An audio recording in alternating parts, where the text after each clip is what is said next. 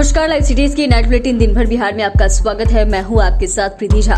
खबरों की शुरुआत करेंगे, लेकिन उससे पहले एक नजर डालते हैं आज की सुर्खियों पर। सिद्धेश्वर नाथ मंदिर में 7 लोगों की मौत पर सीएम नीतीश ने किया मुआवजे का ऐलान। दरभंगा एम्स के लिए बिहार सरकार ने केंद्र को दी 150.13 एकड़ जमीन। प्रशांत किशोर एजेंसी चलाते हैं, बोले उमेश कुशवाहा। झारखंड आरजेडी के कार्यकर्ता पहुंचे राबड़ी आवास, लालू से की प्रदेश अध्यक्ष को हटाने की मांग। पटना में बीपीएससी शिक्षक अभ्यर्थियों पर लाठीचार्ज। बिहार में नहीं गिरेगा अब पुल पुलिया। शहीद दीपक का पार्थिव शरीर पहुंचा पटना, सौजन्य अफसरों ने दी सलामी। ड्यूटी से गायब मिले कलेक्ट्रेट के 66 कर्मी, डीएम ने लिया बड़ा एक्शन। बिहार में अब डराने लगा मॉनसून, भारी बारिश का अलर्ट। सावन के चौथे सोमवार को गरीबनाथ मंदिर में 3 लाख श्रद्धालुओं ने जल चढ़ाया। और अब खबरें विस्तार से।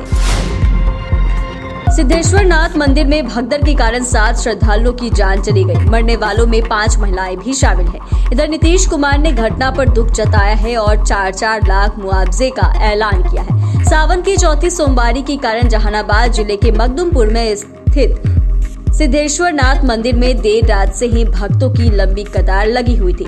इस दौरान अचानक लोग इधर उधर भागने लगे। कुछ लोग नीचे गिर गए और एक दूसरे को कुचलते हुए आगे बढ़ने लगे। इस हादसे में 7 लोगों की जान चली गई। वहीं चश्मदीदों के मुताबिक 50 से ज्यादा लोग घायल हैं। इनमें कई लोगों की हालत गंभीर है। वहीं डीएम के पीछे मंदिर के समीप दुकानदार और कांवड़िया के बीच झड़प हुई और उसके बाद भगदड़ का मुख्य कारण बताया गया। एसपी ने बताया कि इसकी जांच कमेटी बनाई गई है। जांच रिपोर्ट आने के बाद आगे की कार्रवाई की जाएगी। बिहार के दूसरे एम्स का निर्माण बहुत ही जल्द शुरू होने वाला है। इसका निर्माण दरभंगा के शोभन में होगा, जिसके लिए केंद्र की मंजूरी मिल चुकी है। इस निर्माण के लिए बिहार सरकार ने 150.13 एकड़ जमीन का हस्तांतरण कर दिया है। स्वास्थ्य मंत्री मंगल पांडे, अपर मुख्य सचिव प्रत्यय अमृत की उपस्थिति में स्वास्थ्य विभाग के विशेष सचिव शशांक शेखर सिन्हा ने एम्स के कार्यपालक निदेशक सह सीईओ माधवानंद कर को जमीन का दस्तावेज सौंपा। मंत्री मंगल पांडे ने बताया कि एम्स दरभंगा के निर्माण में एक कदम और आगे बढ़ा दिया गया है। उन्होंने बताया कि बिहार में दूसरे एम्स की स्वीकृति प्रधानमंत्री ने 2019 के कैबिनेट में दी थी। उस समय राज्य सरकार द्वारा बताया गया था कि राज्य सरकार इसके निर्माण के लिए कुल 180 एकड़ जमीन उपलब्ध कराएगी। गया में उमेश कुशवाहा प्रेस कॉन्फ्रेंस कर पार्टी की रणनीति के बारे में बात की। इस दौरान जब उनसे यह पूछा गया कि प्रशांत किशोर सरकार बनते ही घंटे में शराबबंदी खत्म करने की बात कर रहे हैं, तो वह भड़क उठे। उन्होंने कहा कि प्रशांत किशोर के बारे में एजेंसी चलाते हैं। आगे उन्होंने कहा कि जब कोई राजनीतिक दल बोलता है तो हम लोग टिप्पणी करते हैं। वर्ष 2025 में राजद की सरकार बनाने के दावे पर कुशवाहा ने कहा कि तेजस्वी यादव सिर्फ वोट की राजनीति करते हैं। लोकसभा चुनाव का हवाला देते हुए उन्होंने कहा कि 250 से अधिक सभा की थी, क्या हुआ? कहते थे कि सारी सीटें महागठबंधन जीत रही है, लेकिन 4 सीट पर ही सिमट कर रह गए। उन्होंने कहा कि जनता सब समझती है कौन उनके हित में है। 2025 में जनता तेजस्वी को घर बैठा देगी। उनके माता पिता का दौर हम सब ने देखा है। वहीं हम लोग राज्य, देश और जनता के लिए सोचते हैं।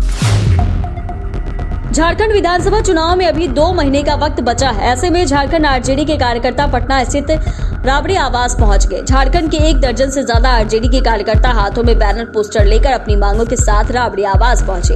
पार्टी नेताओं ने झारखंड आरजेडी के प्रदेश अध्यक्ष पर पार्टी को खत्म करने का आरोप लगाया है। झारखंड आरजेडी ने एक नेता मोहन विश्वकर्मा ने कहा कि प्रदेश अध्यक्ष संजय सिंह यादव पार्टी को खत्म कर रहे। पार्टी के अंदर कोई भी चुनाव को लेकर गतिविधियां नहीं हो रही है। झारखंड आरजेडी के कुछ नेताओं ने कहा कि प्रदेश अध्यक्ष संजय सिंह उर्फ पलामू के नेताओं को संगठन में जोड़ रहे। पलामू के बाहर, झारखंड के अंदर वह कोई काम नहीं कर रहे।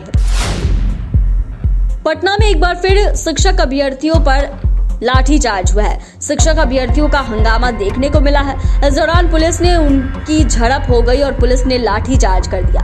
घटना में कई अभ्यर्थियों को हल्की चोटें भी आई। पुनाईचक के पास सभी अभ्यर्थियों को रोक दिया गया और बल प्रयोग किया गया। जब दोबारा अभ्यर्थियों ने हंगामा किया तो पुलिस ने फिर से सभी पर लाठीचार्ज कर दिया। दरअसल बीपीएससी के तीसरे चरण की शिक्षक भर्ती परीक्षा में 1 कैंडिडेट 1 रिजल्ट जारी करने की मांग को लेकर आयोग कार्यालय के बाहर शिक्षक अभ्यर्थियों ने प्रदर्शन किया। पुलिस ने अभ्यर्थियों को आयोग कार्यालय नहीं पहुंचने दिया और अभ्यर्थियों को आयोग कार्यालय से पहले ही भागना शुरू कर दिया। पुलिस ने प्रदर्शन को रोकने के लिए दिलीप को हिरासत में भी ले लिया है। छात्र नेता ने कहा कि हमारे प्रदर्शन को पुलिस ने लाठीचार्ज करके दबाने का काम किया है। दिव्यांग अभ्यर्थियों के हक को छीना जा रहा है। बिहार में बारिश के बीच लगातार ढह रहे पुल पर सरकार एक्शन मोड में है। पुल पुलिया निर्माण को लेकर बड़ा फैसला लिया गया है। जल संसाधन विभाग ने नया एसओपी स्टैंडर्ड ऑपरेटिंग प्रोसीजर बनाया है। निर्माण कार्य से पहले अब सिर्फ संबंधित विभाग के एनओसी से काम नहीं चलेगा। इसके लिए स्टैंडर्ड ऑपरेटिंग प्रोसीजर का पालन करना होगा। मंत्री विजय चौधरी ने कहा कि एनओसी के साथ साथ स्ट्रक्चर डिजाइन को भी अप्रूव कराना अनिवार्य कर दिया गया है। नो ऑब्जेक्शन सर्टिफिकेट के साथ पुल पुलिया का निर्माण नए एसओपी के तहत ही होगा। हर हाल में इसका पालन करना होगा। बिहार में लगातार पुल गिरने की घटनाओं को देखकर दाखिल जनहित याचिका पर सुप्रीम कोर्ट में 29 जुलाई को सुनवाई हुई थी। कोर्ट ने इस मामले में बिहार और केंद्र सरकार से जवाब मांगा था। जम्मू कश्मीर के अनंतनाग में आतंकियों से मुठभेड़ में सारण के दीपक यादव शहीद हो गए। सेना के इस जाबाज जवान ने श्रीनगर के अनंतनाग के जंगलों में आतंकियों से लोहा लेते हुए शहादत दी। सुरेश राय के 30 वर्षीय पुत्र दीपक भारतीय सेना में हवलदार के पद पर तैनात थे। आज दीपक कुमार का पार्थिव शरीर पटना एयरपोर्ट पर लाया गया, जहां जिला प्रशासन द्वारा उनके पार्थिव शरीर पर माल्यार्पण कर उन्हें श्रद्धांजलि दी गई। दीपक कुमार जम्मू कश्मीर के अनंतनाग में उस समय शहीद हुए जब उनके आतंकी से मुठभेड़ हुआ था। आज ही शहीद दीपक कुमार के पार्थिव शरीर की अंत्येष्टि उनके पैतृक गांव में राजकीय सम्मान के साथ की गई। जमुई डीएम राकेश कुमार की लगातार कार्रवाई से कर्मचारियों में हड़कंप मच गया है। आज समाहरणालय स्थित कार्यालय के कर्मियों पर गाज गिरी है। डीएम अचानक औचक निरीक्षण करने पहुंच गए। औचक निरीक्षण के दौरान 66 कर्मी गायब पाए गए, जिसके बाद डीएम ने बड़ा एक्शन लिया है।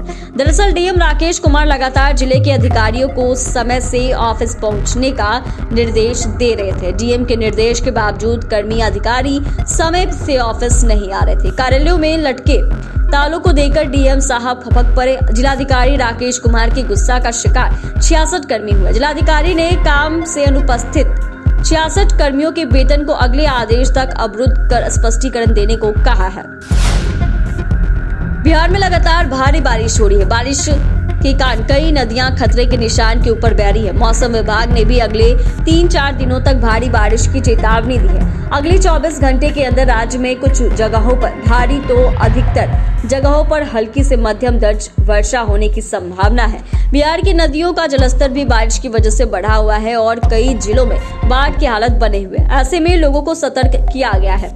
मौसम विभाग के अनुसार बिहार के पूर्णिया, भोजपुर, गया, बक्सर, बांका, भागलपुर, कैमूर, रोहतास में भारी बारिश हो सकती है। मौसम विभाग के अनुसार 15 अगस्त तक मानसून की सक्रियता बनी रहेगी। लगातार हो रही बारिश के कारण राजधानी पटना के कई इलाकों में जलजमाव की स्थिति उत्पन्न हो गई है।